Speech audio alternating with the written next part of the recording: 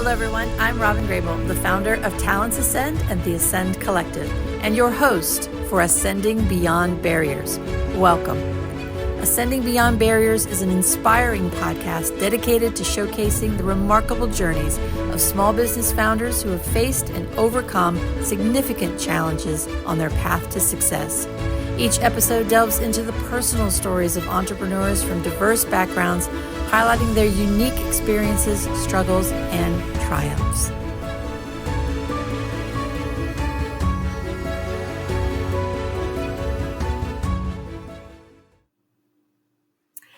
Wow, I am very excited to welcome John Panaccione. He is the co-founder of Fola Capital, an SEC-registered broker-dealer helping entrepreneurs and small business owners raise capital. With multiple SEC licenses and deep expertise in small business finance and M&A, John previously led Logic Bay Corporation from its founding in 2003 through its successful acquisition in 2020.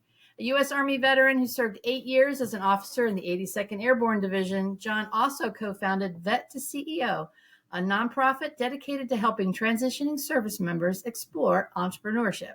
He holds a BS in criminal justice and an MBA from Bryant University, and I'm so excited to talk with him today because there's so much we've got to talk about, John. Thank you so much for being here, and thanks for being on to share all of your journey and your insights. I'm really excited, but let's start with the Army. 82nd Airborne. I think, probably every military person knows that, even though I'm Navy. You always recognize that. What led you to the Army? Well, I think it was a family thing, like many of us, right? So my dad was in the Army, all my uncles were in the Army, and or different branches of the military. It's kind of a family tradition. So that's what led me to the Army originally, and always wanted to serve my country. 82nd Airborne, though, like how did that come about?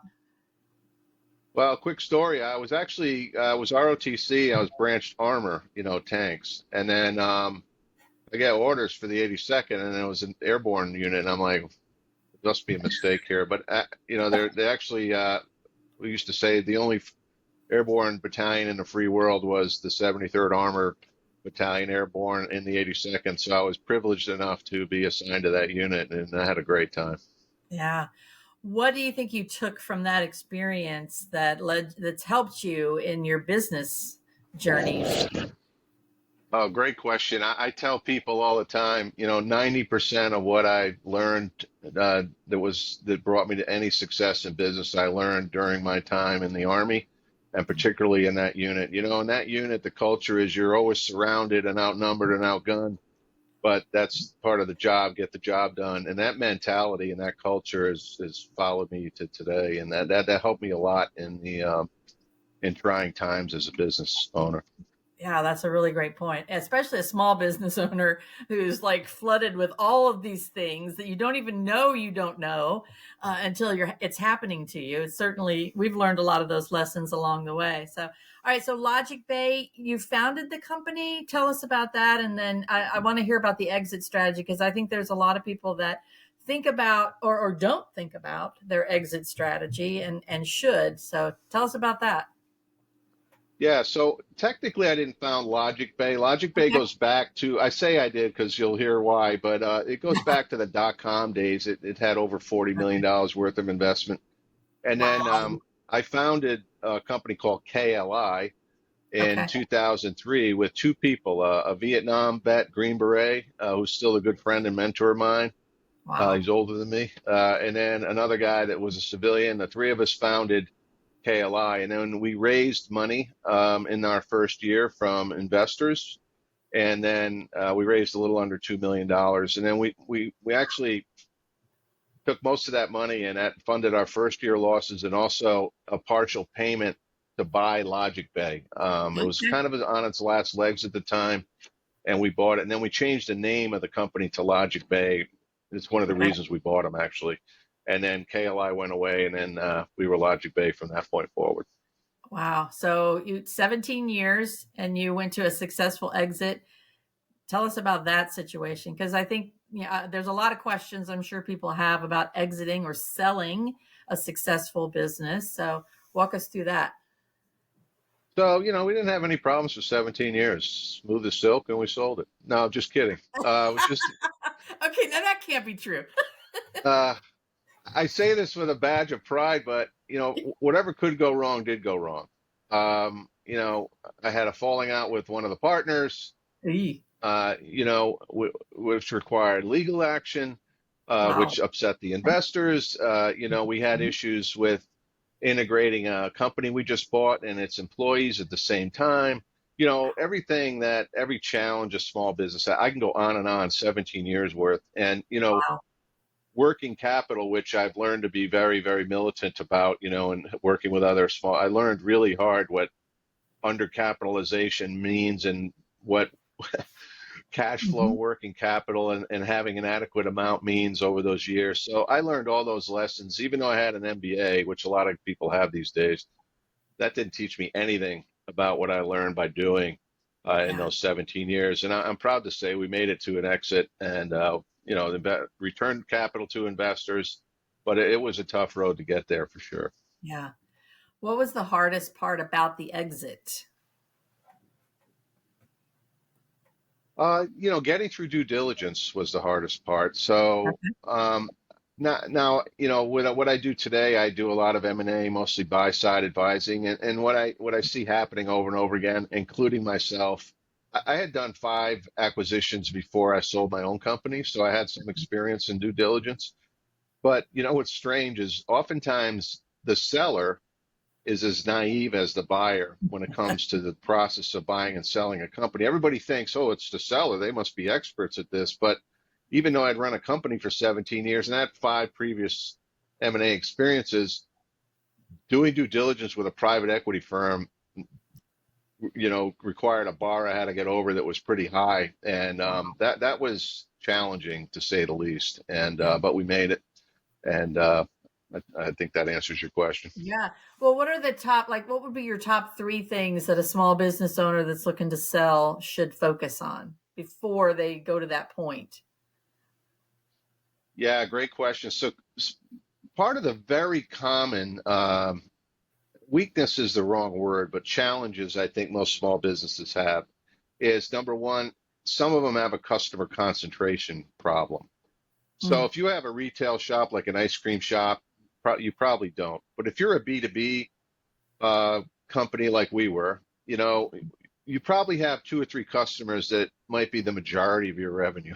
Mm. So that's just it is what it is. So for small business owners, that's something that needs to be addressed, and that's addressed through all kinds of methods. And one of them is the contracts you hold with these customers. You want to think ahead and make sure that those can easily be assigned to a new owner when you write them in the first place, that kind of thing.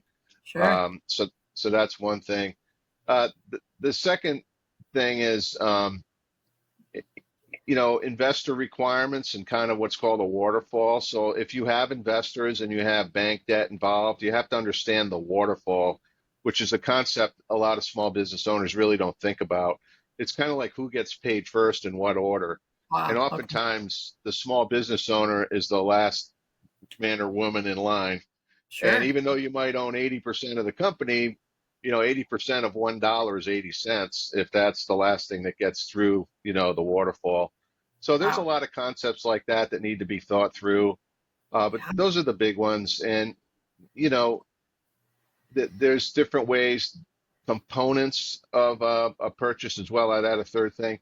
There's cash up front. There's something called a holdback. You Yeah. might want to do some seller financing. There's a thing called an earnout. So all of these components of a deal, in addition to the price, are very important. So those are several things that I think sellers need to think about. Wow. I'm like overwhelmed already. I just want to not sell my business ever. Yeah, I'll Not that I tell ever you one. plan. There is one big one that I see all the time. If you could give me a shot at another part of the answer to Yeah, that question, absolutely. and that is something called debt service coverage ratio and Okay. DSCR. So I don't Okay. know. Do you know anything about that, Robin? Put you on the I spot here. understood the word debt. Yes. Yeah. So your reaction is typical. So I don't know what it was either. So here's why that's important. So debt service coverage ratio is a ratio, and it's a bank term to say if you take out a loan, you have to be able to service that debt at some ratio relating to the debt payment. So if your debt payment's $10,000, they require a debt service ratio of 1.2. You need to have $12,000 in cash flow to achieve that debt service coverage ratio. You Okay. understand that makes sense? I'm with Pretty you. simple. But when sellers go to sell, the buyer is constrained by debt service coverage ratio if they're relying on a loan, particularly an SBA loan. The Okay. SBA standard is 1.15, but a Wow. lot of banks raise that. There's one bank that has a 1.5 debt service coverage ratio hurdle. So why am I boring the audience with this? Well, if you're the seller, your purchase price or the price you hope to achieve has to be in a range where the Yeah. buyer can get a loan and meet the debt service coverage ratio requirement, or you're not getting that price you want Yeah. unless it's a cash buyer. So a lot of sellers don't think about that. And Yeah. that's another thing I would want to make sure I mention. Yeah, well, I mean, I relate to selling a house, kind of, because Yeah. you have a price in your head, like, this is my house, this is my baby, this is my business. I want to get this much money out of it, but you have to think about who's purchasing it and what they're going to have to go through to get that amount of money on the table. So, yeah, no, that's great advice and great insight, because I'm sure there are people out there that are thinking about selling, and you've got to think about not just what you want to get out of it, but what the seller or the buyer can get out of it. So that's awesome. Yeah, that's the first thing I talk about if somebody comes to me and says, "Hey, I think about selling my business." The very first thing I say is, "All right, what are you thinking about in terms of price?" And we go through this little exercise, and Yeah. and we're either in the ballpark or we're not. Yeah, because it could be sticker shock of, wow, I'm not going to be able to sell my business for what I think or what I Yeah, want to get out of it. Similar to selling really anything. You can't sell a house for something that, I put my blood, sweat, and tears into, right. um, want that money back out of it. So, wow. All right. So you started a nonprofit, Vet to CEO. Love it. Tell us about that and how you got started there, and what that's all about. Well, I started it with another Army guy, a guy named Mike Horn. He was a 20-year infantry officer, and so he and I were friends. I joke that I think I've hired him 4 times in my career, and I fired him once. And the only thing he talks about is the one time I fired him. But Of course. he owned a business in Ohio, a manufacturing firm. I owned the Logic Bay at the time. I was in year 8 or 9 of my business, and he was in year 4 or 5 of his. And we said, you know what? Back in 2012, there wasn't a lot out there for veterans. There Yeah. was no Bunker Labs. There was no Boots to Business. None Right. of these guys existed, right? So we got together and we said, hey, why don't we put together a program for veterans? And so we did, which today is Vet to CEO. So our signature program is an 8-week kind of mini MBA online accelerator program. We also have a 3-week ETA, or entrepreneurship through acquisition program. And we Okay. have a on-demand thing on our website, which is a AI tool that anybody can use that's based on all our 12 years of research and content. So those are the Nice. 3 things we have, but that's the history of it. And we're quite proud of it. Yeah, no doubt. So tell us a couple of success stories of veterans who've gone through your program. Yeah, I mean, anywhere from people starting up businesses. The one I'm most proud of is a recent one. So I had a Marine that he was a MARSOC Marine, and he went through Vet to CEO, the core program. Then he went through the ETA program, and then he became one of our SkillBridge interns as well. So Wow.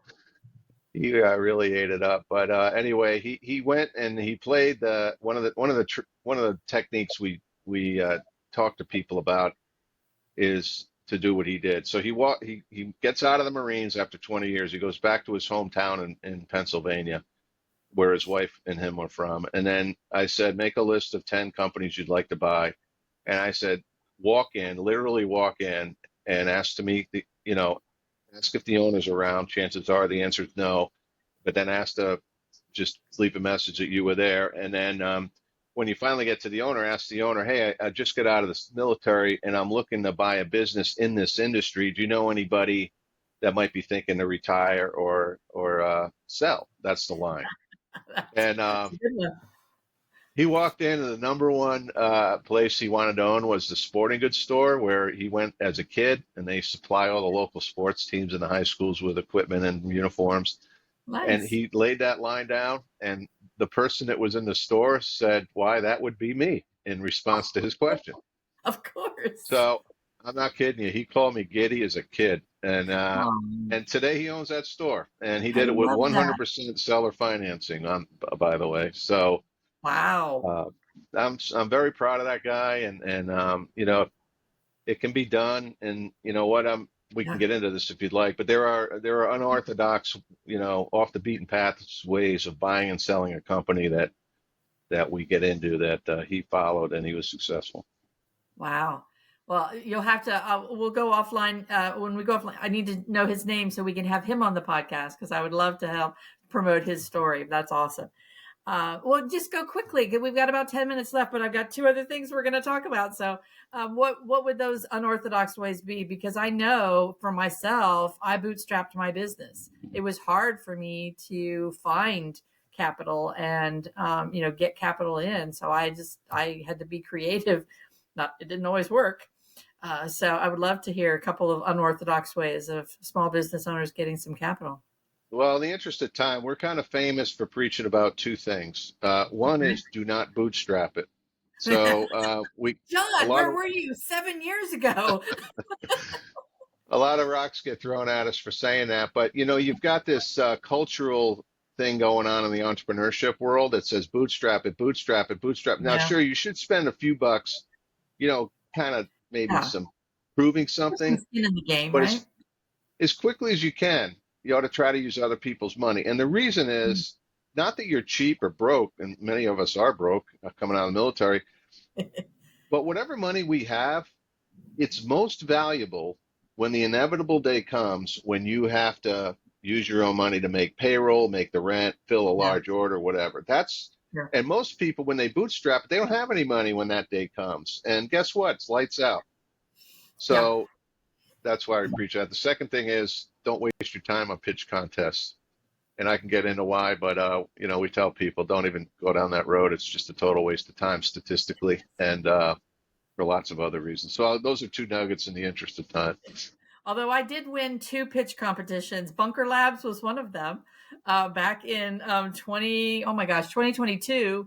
2 weeks in a row, I won two pitch competitions. So I'm not a fan of them. I don't do them now. So I agree with you. All right, let's get into, I'm going to skip the Honor Foundation. We're going to save that for last because I want to hear about that. But Fola Capital. Yeah, I just read an article that you wrote back in July that says not to use the term raise capital, but to earn capital. And I absolutely love that. So tell us about Fola Capital, and I want to hear more about earning versus raising capital.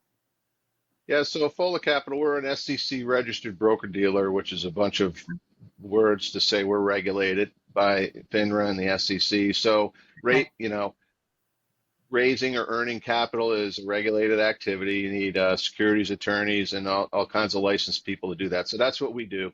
Okay. In general, that's our core business. M&A and stuff is kind of a side business of ours. That's not regulated, but when you have to raise money or collect money from investors, that's regulated. So, and there's overlap. So that's Yeah. what Fola Capital is.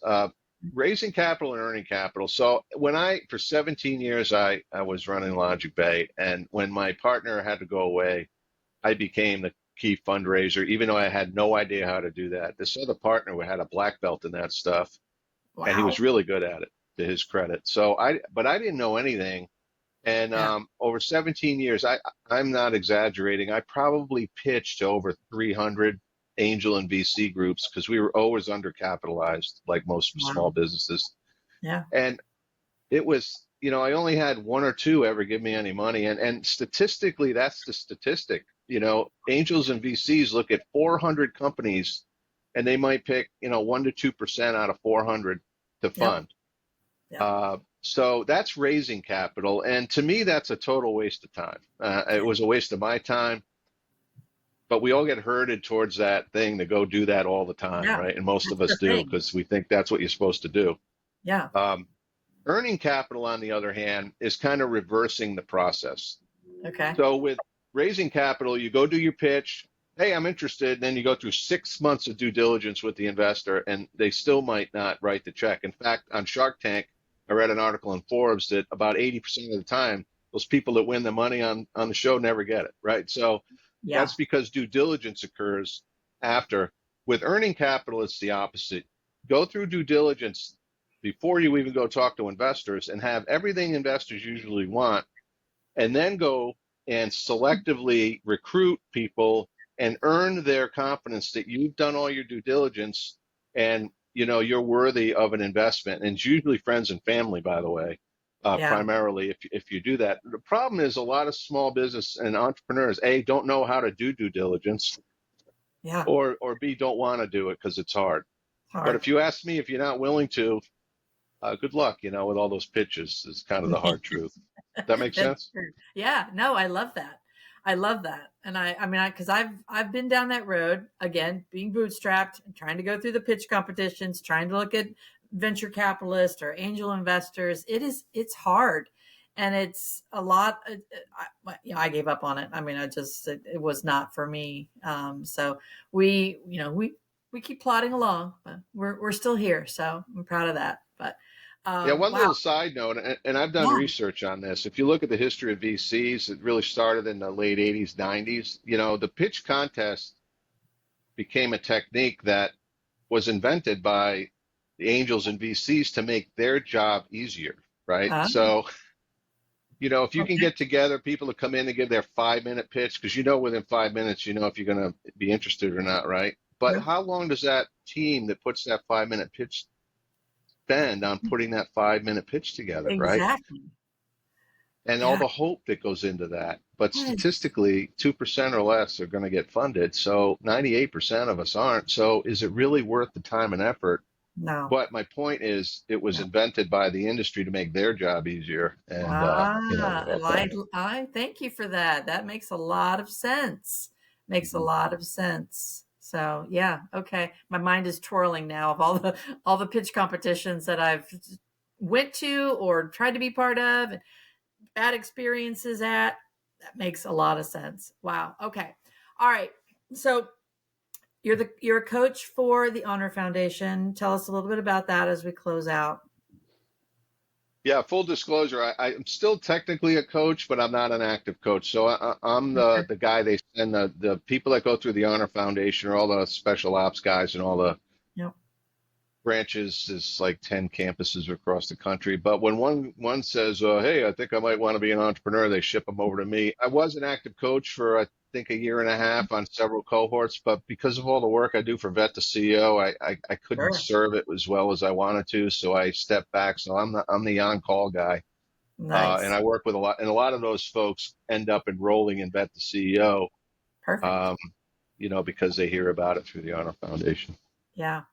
All right. So, what would you tell? So, don't like bootstrapping. We don't like VCs and pitch competitions. How does a small business owner start a business, or buy a business? What's the first thing you would tell them to start looking at?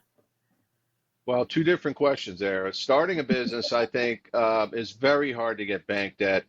Forget a It bank is. if you ask me. Just Yeah. banks don't loan to startups unless they're like a CDFI, Community Development Financial Institution. Um, Buying a business, totally opposite. Banks love acquisitions. They absolutely Yeah. love them. And they love the loan. It depends on the business, but they do a lot of lending for acquisitions.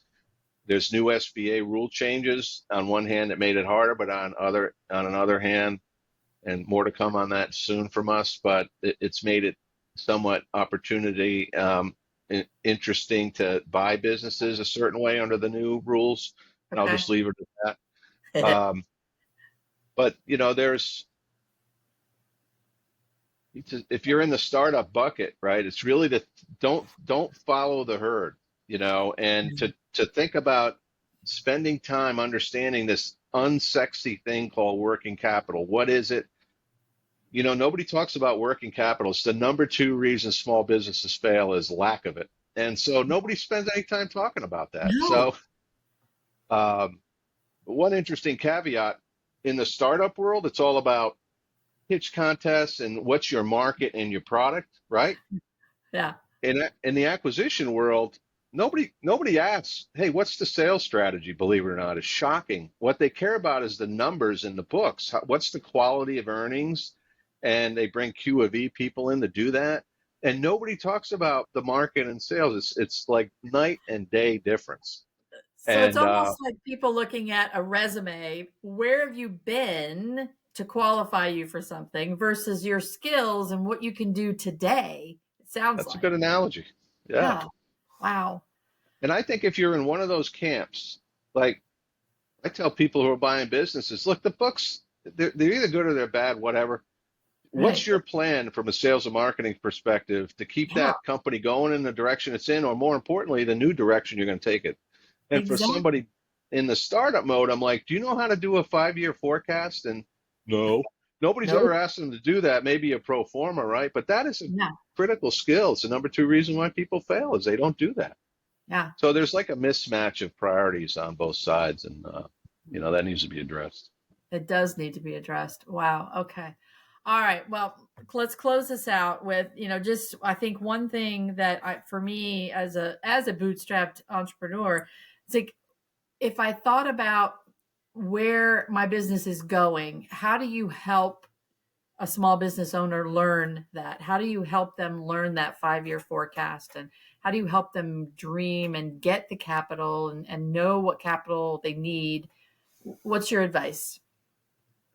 Look, I think it's like learning a language, it's like learning finance. Spend time in cycles, take an accounting class. As Okay. a leader of a small business, I think it's our responsibility to know that stuff, not depend Yeah. on someone else to do that. I Yep. also believe that about sales. So, look, it's one of the disciplines. People don't like to do it.